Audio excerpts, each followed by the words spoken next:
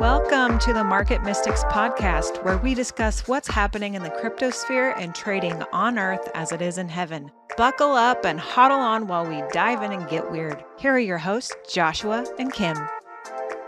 Good afternoon, everybody. Welcome to a very special edition of Mystic Monday as we celebrate where we have come from and where we are and where we are going in multiple ways. Oh, that's a good way to introduce that. Let's start with some market updates. Let's do it. First, Bitcoin is up almost 2% in 24 hours, up 4.1% over 7 days.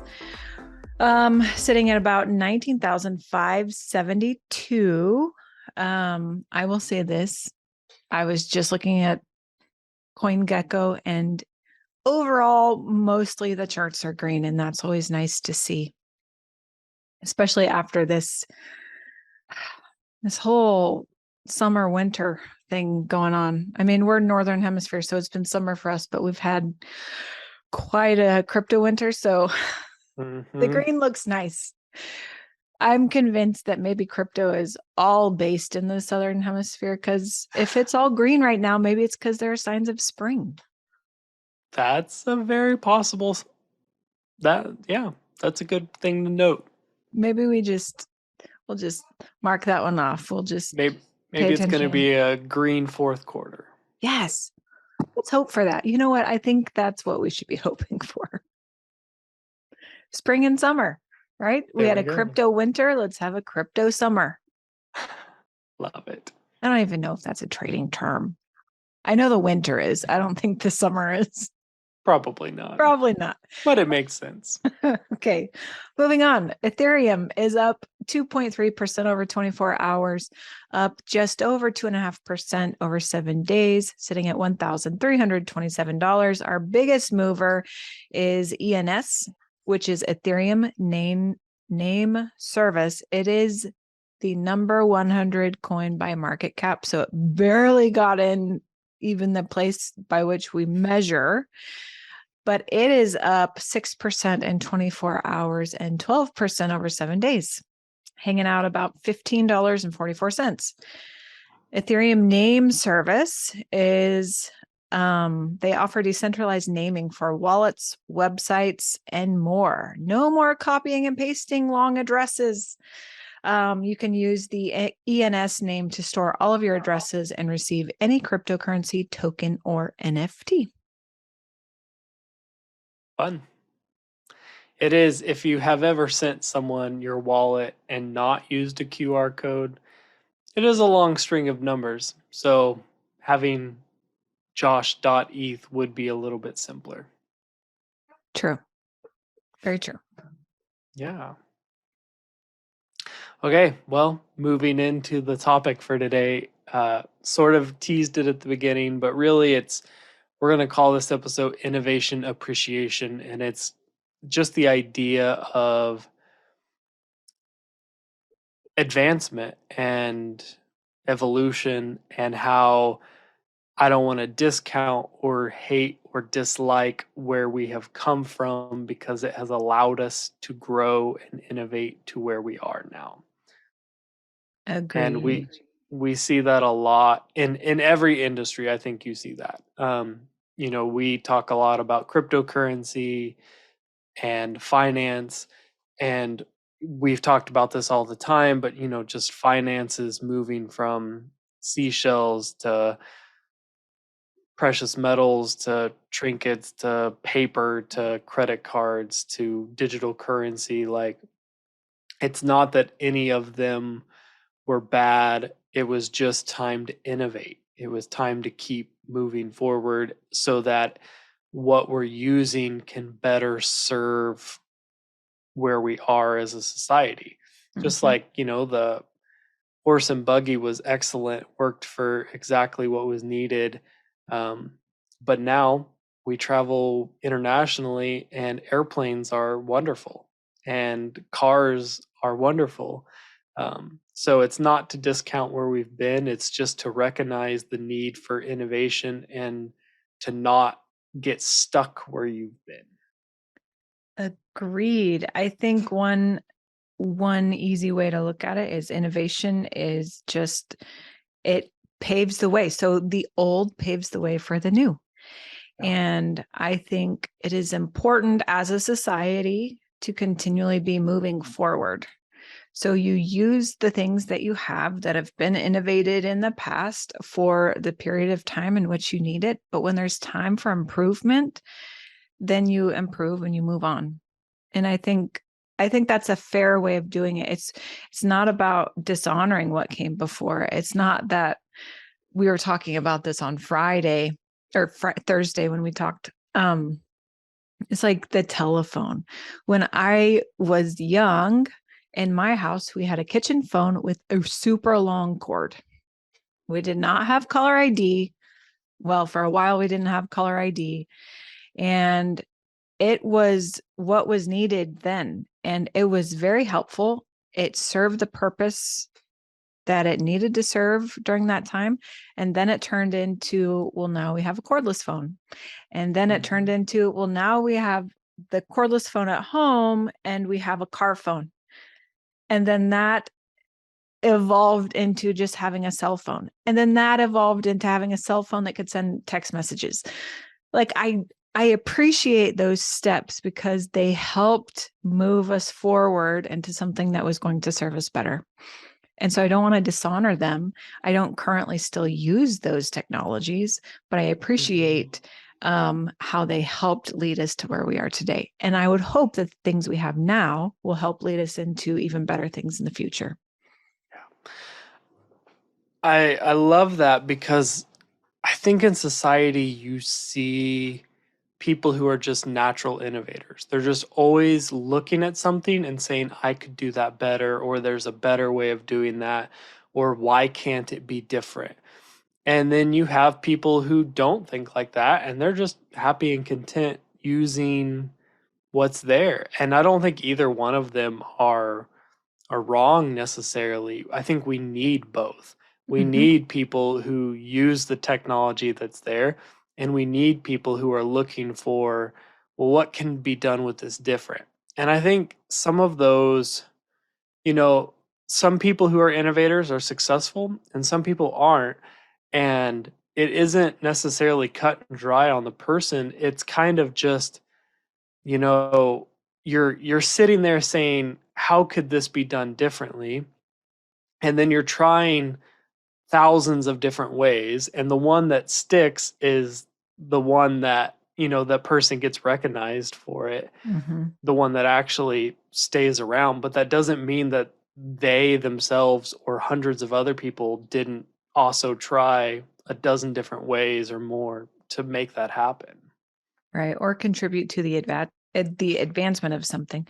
I think in our day, an easy innovator to point out is Elon Musk. You already know that we are fans of his. I like him for the simple fact that he is an innovator. He's not afraid to try something new. He's not afraid to fail. And he's not afraid to question the status quo. And I think that's important in innovation. Because it is the status quo that makes things stay the same. It is looking outside of that box that helps us advance into the next stage of whatever technology or societal resource that we're really talking about.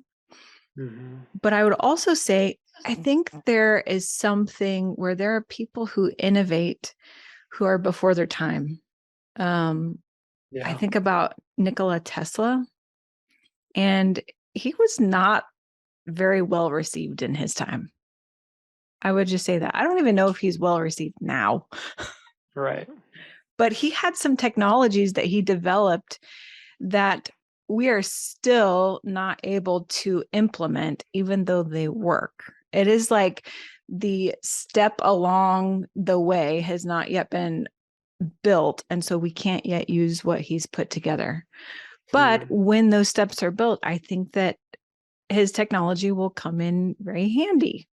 Like he had some electricity innovations. I don't know all of the details of it, but some batteries and things that we just haven't used yet. or maybe we just started using them, but it's been a long time. When was he around? In the 1800s, I think. 1800s, yeah. Yeah. I think towards the end of the 1800s. Yes. He was born in 1856 and died in 1943. So question, do you think he tapped into some future thing and brought that into the current, or do you think that what he was innovating could have been the next evolution of things, but society took it a different direction and his things were lost in the wake? Like, what do you I think? tend to think it is the second option of what you said. I think that his technologies could have been implemented, but they were put to the side. I don't know if it was, I don't actually know the reason, but I think Mm, there's probably some political, I don't know, underlying right. things that dictated some of that. And I think that happens more often than we'd like to admit. Yeah. There are people who innovate, even with cryptocurrency. Okay. Governments are not so keen in general on decentralized currency, because a lot of governments really like to know what their people are doing, which in some ways, I mean, rightfully so. And in other ways, like, come on, let a person be a person. Yeah. Um, but I think that with groundbreaking technologies, there will be pushback, because there are those who are happy with the status quo, who are building on that to advance themselves, or maybe see it going in a different direction. They don't want to see it sidetracked by some other technology that comes out before what they're looking for. I don't know. Right. Um, but yeah, I tend to think that's what happened with him. I think given different circumstances, his name could have been as well known or more than Thomas Edison as an inventor. Right. Well, I was gonna say, like, Edison was his in most aspects his competitor, in like they were lived in the same time, they were working on the same things. Um and I wonder if he just didn't have, if he didn't win the popularity contest. And so it's like, are there other people who've built electric cars? Yes. Are some of them better than Teslas? Maybe. But Elon won the popularity contest, and that's the one that we think of the most right now. Mm-hmm. And so I kind of wonder if the same thing didn't happen with Nikola Tesla, where it's like he was also doing similar things, and you can argue one was better or not than the other, but he just didn't win the public eye of it. Um, Mm-hmm. and sure, you could probably make a lot of reasons, but that's really all that matters, is his stuff didn't become what we use, and Edison stuff did become what we use. And um, it's fascinating to me when we're talking about innovation, we're talking about crypto, because it's something that's constantly changing, and eventually one thing will be adopted as the mainstream thing that's used, but innovation is constantly happening. People are already working on what will happen beyond cryptocurrency, Mm-hmm. but and we're not even utilizing cryptocurrency as a true currency on a global scale or even national scale at this point. Mm-hmm. um, and so it's fascinating to me, this process of innovation and how things land as what is used by the general public. Mm-hmm. I think what dictates that, though, is a societal need, Mm, right? So an innovation will win popular vote, essentially, right? Will be implemented if enough of society sees it as a welcome need or a welcome innovation, right? Something that yeah. they need and could help better their lives.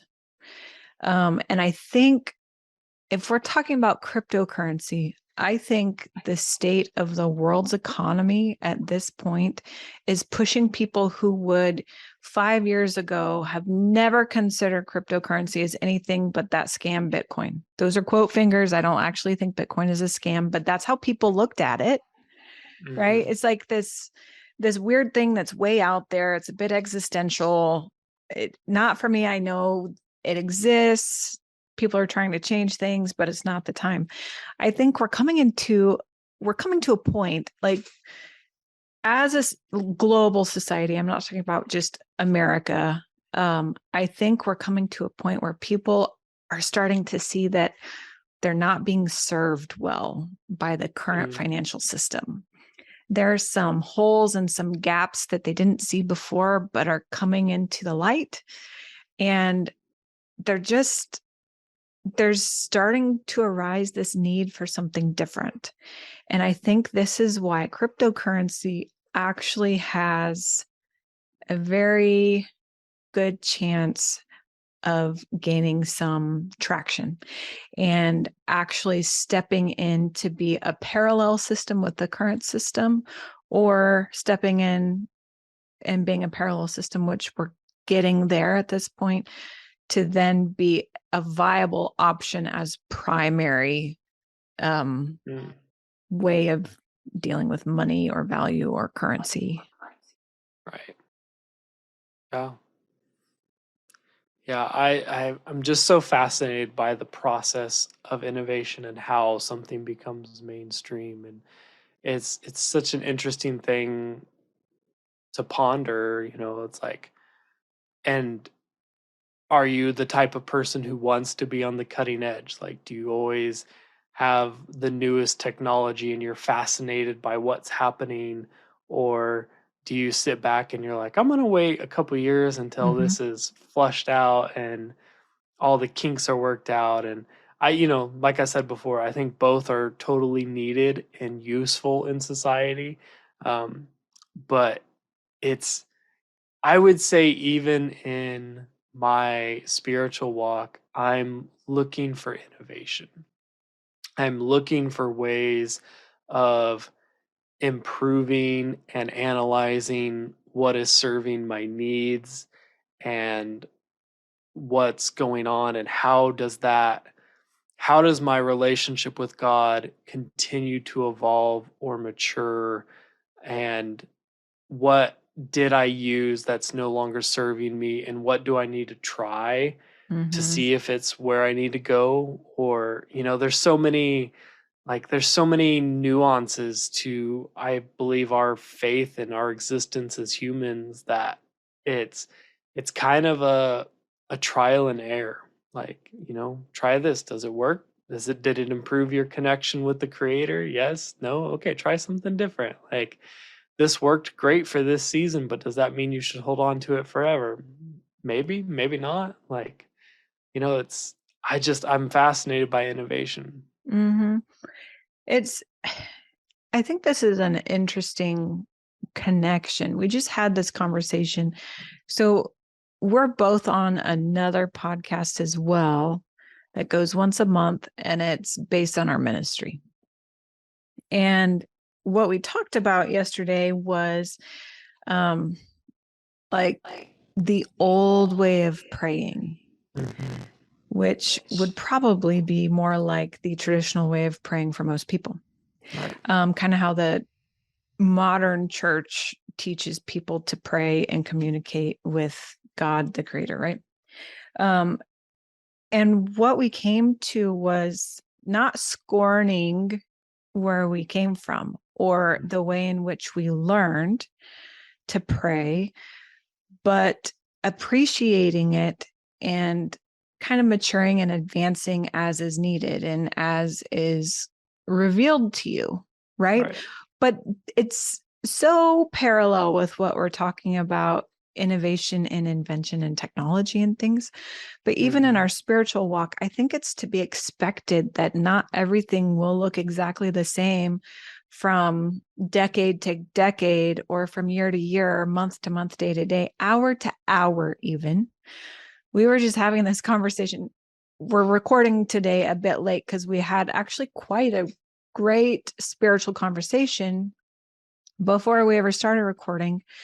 And we both kind of had the same sentiment about it. Like, this would have been a really great episode for Mystic Monday, except that I don't know that I want to be held to that which I believe today, because it may change tomorrow.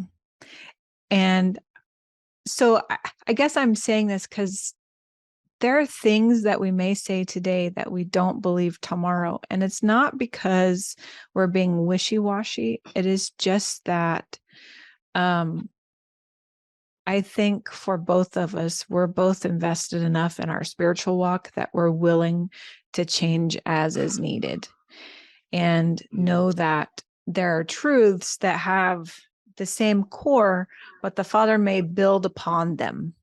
And we may realize tomorrow that what we said today wasn't the full truth. Yeah. And then the next day we may realize that even that wasn't the full truth. Not that the seed wasn't there, but that it's not the fullness, right? Right. Yeah. If there's one thing that I can promise you guys, it's that if you listen, if Kim and I happen to still be recording a podcast a year from now, and you listen to old episodes, we will probably contradict what we had said a year ago. But it's not, yeah, like Kim said, it's not because of one thing or another. It's simply because we are continually growing, we're continually learning. And what I know today, there may be truth in it, but there's layers of truth, and we will be learning more and more truth that expand our ability to hold a higher thought about that. Yeah. I would say if you were to hold us to anything, hold us to the fact that at this point in time, we are seeking to continually be growing. Yeah. Right. Yeah. So I do hope, it is my hope that tomorrow I will be just a little bit more mature than I was today, and have just a little bit, like, I will have advanced a bit in my faith walk.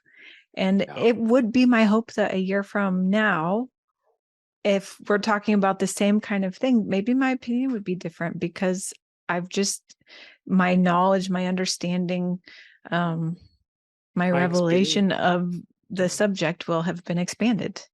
Yeah. Exactly. It's a journey of growth, and it's not, like we've said, it's not to reject where we are now or where we came from, but it's also not to stop there. Yes. I think that's exactly it. Yeah. I would also ask this, as you're listening, maybe give us some grace. Yeah. I mean, if we're not at the same, truth. if we're not at the same maturity level that you are, and you know something that is a higher truth, give us grace to be able to learn and get there. And if we're at a place where maybe my understanding is at a different place than yours is, give yourself grace to be able to go to the Father and seek to understand more deeply. I'm not saying I have the highest understanding. I have the highest understanding I have right now. Yeah, exactly. We are not the ultimate sayers of truth. We're simply on this journey with you, exploring and expanding our consciousness and trying to have a better understanding of who we are and who our creator is. I think, honestly, I think this plays into a lot of the reason why we're so on board with crypto, is because he's revealed himself to us individually, but I mean, similarly, in this way of constantly innovating, constantly revealing deeper things and truth, right? And I think the reason we're so for innovation is because we've experienced that from him, Yahweh, Father. And we love to see that happen in the earth as well. Exactly. Yeah. That's it. All right, guys. Well, I look forward to seeing you on Thursday. I know we've teased it before, but we will have a guest on with us on Thursday. So look forward to that. We'll see you guys soon. See you next time. Thank you for listening. Join us every Monday and Thursday as we discuss trading on earth as it is in heaven. If you want to connect further, follow us on social media at market.mystics for Instagram and TikTok, and search for Market Mystics on YouTube and Facebook. If you still need more, follow the link on Facebook to book a coaching appointment. Until next time, see ya.